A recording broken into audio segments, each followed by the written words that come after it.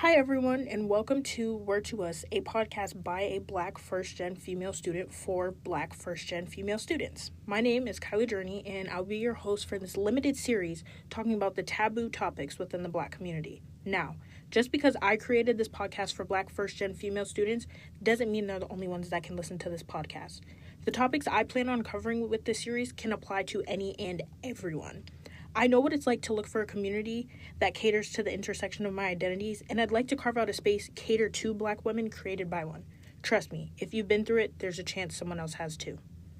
On today's episode, we're going to be talking about tackling imposter syndrome, starting out with the student's perspective on how their time at UMass has been so far. Quote, "It is very real. For me, I genuinely do not feel as though I belong in spaces where I know I should. It makes it a lot harder to socialize and meet new people." End quote. This is something that I grapple with a lot, also being a student at UMass. Being in my junior year, it's fall, it's past midterms. At this point, I know that what I'm doing is what I'm supposed to be doing, and I know I'm doing it well, but there's still that small nagging voice in the back of my mind that's telling me maybe you're not good enough. Maybe this isn't something you should be putting your energy towards. Is there something else that you could be doing that would be more worth your time? And I think that's worth diving into. One of the first questions that I'm thinking about asking myself and asking listeners is, how do we get to the bottom of imposter syndrome, and what are ways we can combat it? And when I say we, I mean we as Black women, or we as whoever the listener may identify as. How is imposter syndrome different for Black women than it is for other women, or for Black men, or for non-binary people? So just thinking about how imposter syndrome not only affects Black women, but populations as a whole.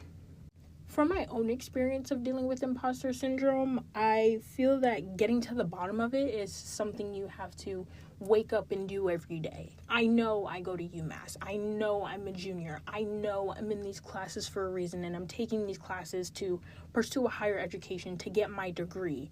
So why exactly do I not feel like I belong in these classes? Simply just looking at the dynamic of the room. Am I the only Black am I the only Black woman in the class? Am I the only Black person in the class? Is it more male-dominated space or more female-dominated space? So just considering aspects like this, I feel also plays a very important and key role into thinking about how we as people or we as individuals may feel like we don't belong in a space simply just by looking around and feeling like we're not in community with everyone else, simply because there isn't anyone that looks like us. When thinking about combating imposter syndrome and knowing that you have to wake up and know that you need to reclaim the spaces that you're entering, I think it's also important to think about the fact that being someone that's pursuing a higher education, you are in a position of power, and sometimes that can be another mental challenge or a mental block that you didn't necessarily realize you would have to work with or battle against. And I know that for a lot of the Black women in my life, or Black women that I've talked to, or just from hearing other podcasts and watching other shows and seeing other individuals, some Black women often feel that the spaces they get into, the spaces they know they've worked for, they might be the first person or the first of few or the one of few. So it could be a feeling of alienation or isolation that makes them feel like they shouldn't be in this, quote, position of power.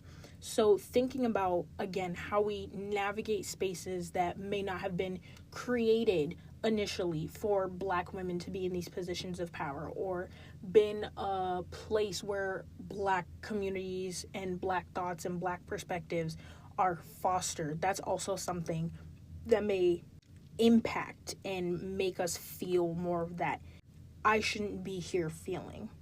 And before I even get into the depth of what my personal experience has been or what I'm taking from other people's experiences, let's dive into how many types of imposter syndromes there are and what even is imposter syndrome. So there are 5 types of imposter syndrome found on the Imposter Syndrome Institute website, and the first is the perfectionist. There's one minor flaw in an otherwise stellar performance, and they assume that a 99 out of 100 equals complete failure, and then they feel shame. The second type of imposter syndrome is the expert. this person is the knowledge version of the perfectionist. In quotes, a thought may be, because you expect to know everything, even a minor lack of knowledge denotes failure and shame. So again, tying into how the perfectionist feels failure for getting a 99 out of 100 or maybe an 85 out of 100, the expert failing to know a simple fact or failing to know something that someone may ask them for makes them feel shame. The third type of imposter syndrome is the soloist. They care mostly about who completes the task. Because they think they need to do and figure out everything on their own, needing help is a sign of failure that, again, evokes shame. When looking at the common themes for the first three types of imposter syndrome, the perfectionist, the expert, the soloist, all of these feelings that the person is getting after experiencing this lack of knowledge or lack of perfection or lack of just general understanding of a topic, they feel shame. They feel that they're not worthy of being in the position that they either put themselves in or that someone put them in. So keeping that in mind, the fourth type of imposter syndrome is the natural genius. They also care about the how and when of accomplishments and how they happen. The fact that they may have to struggle to master a subject or a skill, or they're not able to efficiently or just in one take get out their masterpiece, in quotes, on the first try equals failure, which again evokes shame. So we're seeing this common pattern of not meeting their own internal expectations and then feeling shameful afterwards. The last type of imposter syndrome that I want us to sort of think about going into the rest of this broader conversation is the superhuman. The superhuman measures competence based on how many roles they can juggle and excel in at the same time. Falling short in any of these roles while still keeping themselves within all of these activities, once again, makes them feel shameful because they feel that they should be able to handle it all perfectly, easily, and execute it flawlessly. Now, when piecing together these different narratives of imposter syndrome and what this looks like and how it applies itself in someone's life, I think it's important to note that all of them, when falling short of the task that they gave themselves, the task that someone gave them, the routine that they were supposed to finish, the assignment that they were supposed to submit, all felt shame. There was some sort of feeling that the person got within themselves when they fell short of the expectations that they set up for themselves or they feel that the system set up for them. The important question is, how do we fight against this mental battle that we're putting ourselves in when we think about our tasks, our goals, our responsibilities, what people are asking of us, what we're asking of ourselves, and how do we make this load more manageable, and how do we make it less of I failed and more of a I'm doing the best I can with what I have, with the space I'm given, and the resources that are provided to me as well. Reflecting on my own experiences with dealing with imposter syndrome, I've always been someone that pushed myself very hard academically. If I felt that I was struggling in an area, I worked and worked and worked and worked.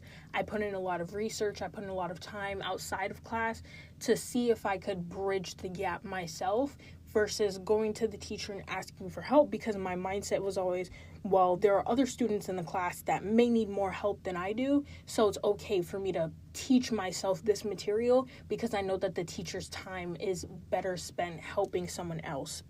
What made me think that I wasn't also worthy of the teacher's time? That's a question, again, I'm still grappling with myself, but I think reflecting on just saying it out loud and hearing the words be spoken, I felt that I wasn't allowed to take up space. I felt that I didn't deserve to put myself directly in front of the teacher's vision and make myself visible unless it was answering a question or helping them pass out things in class or volunteering for a group project when no one else would. So I think knowing the type of student that I am and knowing that I wanted to take up as little space as possible helps me understand now why I'm still battling with imposter syndrome, because now instead of being in a class of 30 students, it might be a class of 100 and it's a group lecture and it's a class that I need to take for a general education requirement. It's not for my major. It's something I can use Khan Academy for or talk to classmates about or try and pick up the skills that I need to know in order to pass the exams on my own, rather than going to the professor.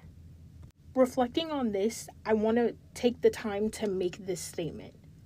If you put in hard work and you put in your effort and you put in as much of yourself and you pour as much of yourself into something as you can without overexerting yourself, you deserve where you're at. You deserve to be where you're at. You deserve to take up space. Take up space everywhere you're invited to be because you're there to be you. You're not there to be what they or what someone may want you to be. Don't feel bad for taking up the space that you're supposed to. You ought to take up the space that these people invited you to be in because they want you there for you. They don't want you there just to fill a position. Now, when thinking about being put in a place to be you and not there to fill a position, what does this mean now when thinking about DEI, when thinking about people being diversity hires, or when companies advertise that they're hiring for a certain position and they're looking for a specific demographic? Food for thought. Thank you for spending your time listening to this conversation and engaging with topics you might not have verbalized before. As always, thank you for your time, dedication, and reflection on these topics. Stay safe, stay healthy, and remember, this is a word to us. Share it when you feel ready. Peace, Kyla-Journey.